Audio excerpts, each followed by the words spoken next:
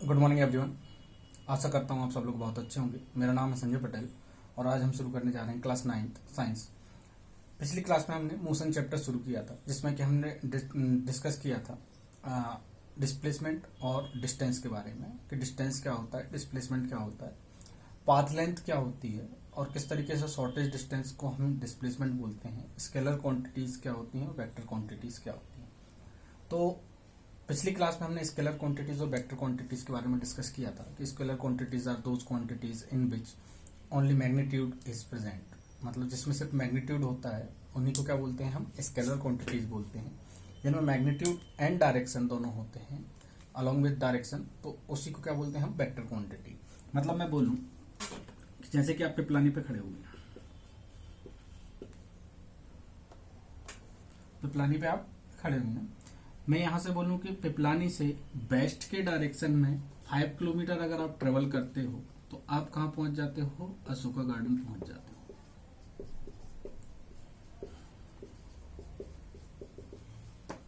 ठीक। इफ आप पिपलानी से 5 kilometre in the direction of west, कहां की डायरेक्शन में ट्रेवल करते हो, वेस्ट की डायरेक्शन में अगर आप ट्रेवल करते हो तो आप कहां पहुंच जाते हो, अशोका गार्डन पहुंच जाते हो।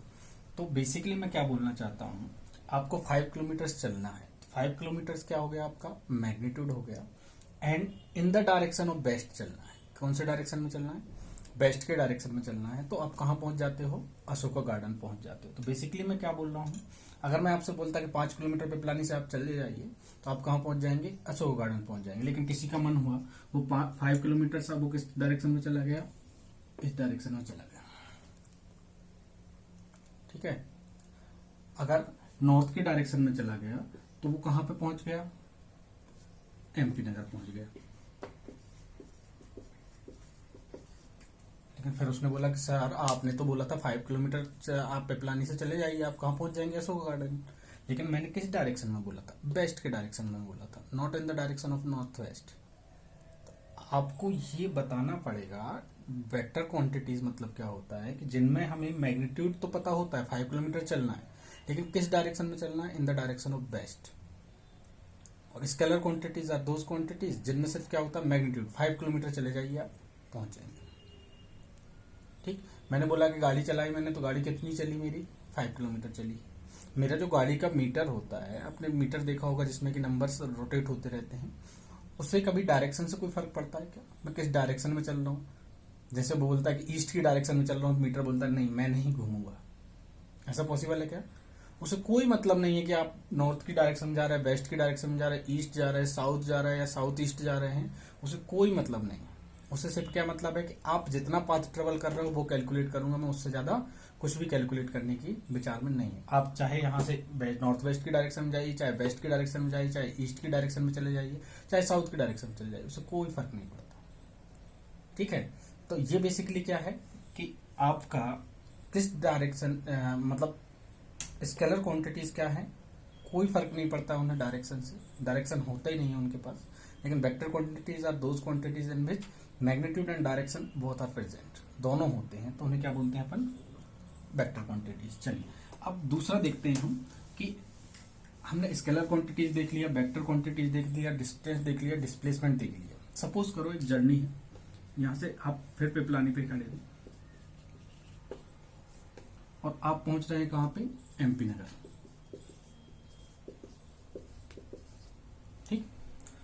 पिपलानी से एमपी नगर जाने के लिए आपने रास्ता चूज किया, आपने स्टार्ट किया अपनी जर्नी, चलना स्टार्ट किया। तो आप पिपलानी से चले, यहां से चल के कहां पे आ गए आप, गांधी मार्केट से पास होके, गांधी मार्केट से पास होकर गांधी चौराहे तक बेल कॉलेज पहुंचे।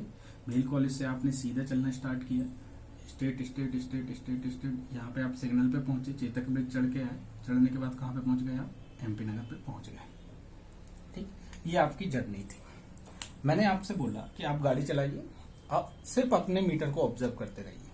आपने जब यहां से चलना स्टार्ट किया तो क्या आपकी स्पीड, मैं मान के चलिए यहां से आपने पूरा डिस्टेंस जो ट्रेवल किया था 15 किलोमीटर था, और आप मान के चलिए 1 आवर में आपने क्या कर लिया, पूरी जर्नी कंप्लीट कर ली। ठीक। तो डिस्टेंस कितना ट्रेवल किया आपने, 15 किलोमीटर। टाइम कितना टेक किया आपने, 1 आवर। तो मैं अगर स्पीड बोलूं तो स्पीड क्या होती है, डिस्टेंस अपॉन टाइम। आपकी स्पीड कितनी आ गई, 15 किलोमीटर पर आवर। ठीक, अब मैं आपसे एक सिंपल सा लॉजिक पूछता हूँ, क्या आपने थ्रू आउट दी जर्नी जो आपकी स्पीड थी वो 15 किलोमीटर पर आवर रही क्या पॉसिबल है? आपने यहाँ से चलना स्टार्ट किया, थोड़ी देर बाद देखा कि ब्रेकर आ गया, फिर आपने स्पीड कम की, फिर धीरे से अच्छा रोड आ गया, तो जैसे आप यहाँ पे 10 किलोमीटर पर आवर की स्पीड से चल रहे थे, ब्रेकर आ गया, आप ऑलमोस्ट 1 किलोमीटर पर आवर की स्पीड पे आ गए, फिर वहां पे अच्छा रोड आया तो आप 30 किलोमीटर पर आवर की स्पीड से चलने लगे। सपोज किया कि यहाँ पे आगे गड्ढे आ गए, बगैर गड्ढों के तो रोड होना पॉसिबल नहीं है, गड्ढे आ गए, तो फिर एकदम से आप रुक गए। रुक के आपने सोचा कि किस गड्ढे में से गुनाऊं, कौन सा सबसे छोटा गड्ढा है, क्योंकि गड्ढों की तो कमी नहीं है, बड़े और छोटे में से आपको सिलेक्ट करना होगा।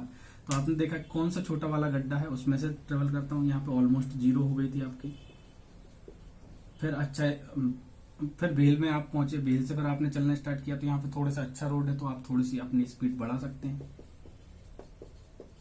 ठीक है, चेतक ब्रिज पहुंचे, चेतक ब्रिज पे जाके आपने देखा कि सिग्नल आ गया, सिग्नल पे आप खड़े रहे, सिग्नल पे आपकी क्या हो गई स्पीड, 0 किलोमीटर पर आवर हो गई।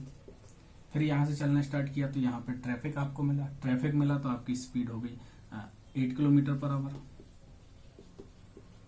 ठीक, तो क्या आपकी थ्रू आउट दी जर्नी, जब आप पिपलानी से चलना स्टार्ट किए और एमपी नगर तक पहुंचे, तो थ्रू आउट जर्नी आपकी क्या स्पीड कांस्टेंट थी? नहीं।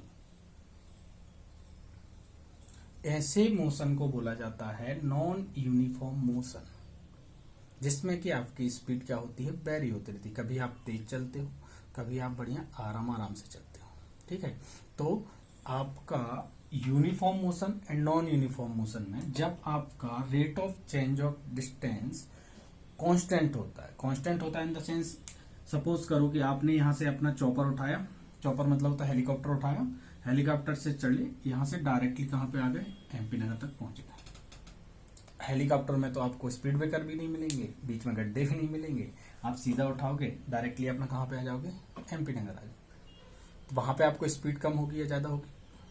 नहीं है, ऑलमोस्ट सेम हो। या आपने देखा होगा ट्रेन जब एक बार स्पीड पकड़ लेती है तो फिर वो एक ही स्पीड से चलते रहती है। तो बेसिकली वो क्या कहलाता है, यूनिफॉर्म मोशन कहलाता है, जिसमें क्या होती है आपकी स्पीड क्या होती है, कांस्टेंट हो जाती है। कांस्टेंट मतलब 15 किलोमीटर पर आवर की स्पीड से आप कहां पहुंच गए, एमपी नगर से, पिपलानी से एमपी नगर पहुंच गए, तो उसे क्या बोलेंगे, यूनिफॉर्म मोशन। तो नॉन यूनिफॉर्म मोशन मतलब ये होता है कि जब आप इक्वल टाइम इंटरवल्स में अनइक्वल डिस्टेंस ट्रेवल करते हो। In equal time intervals when you cover unequal distance is called as the non uniform motion, whereas if you covers equal distance in equal time interval is called as the uniform motion. मतलब जब आपकी speed constant रहेगी तो आप equal time intervals में equal distance ही travel करेंगे। जैसे मैं बोलता हूँ कि 1 आवर को मैंने फ्रेगमेंट कर लिया, किसमें, 15 मिनट्स में कर लिया, 15 minutes, 15 minutes, 15 minutes and 15 minutes. ठीक, पहले 15 मिनट में यहां पे देखो यूनिफॉर्म मोशन के लिए लिख रहा हूं मैं, और यहां पे नॉन यूनिफॉर्म मोशन के लिए। ठीक, यूनिफॉर्म मोशन में आपने चॉपर उठाया था, पहले 15 मिनट में आपने ट्रेवल किया कितना,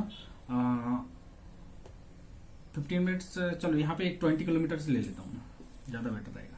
20 किलोमीटर अगर मैं ले लेता हूँ तो 20 किलोमीटर में थोड़ा सा आपको आसान हो जाएगा समझना। पहले 15 मिनट्स में आप कितना चले हो, 5 किलोमीटर।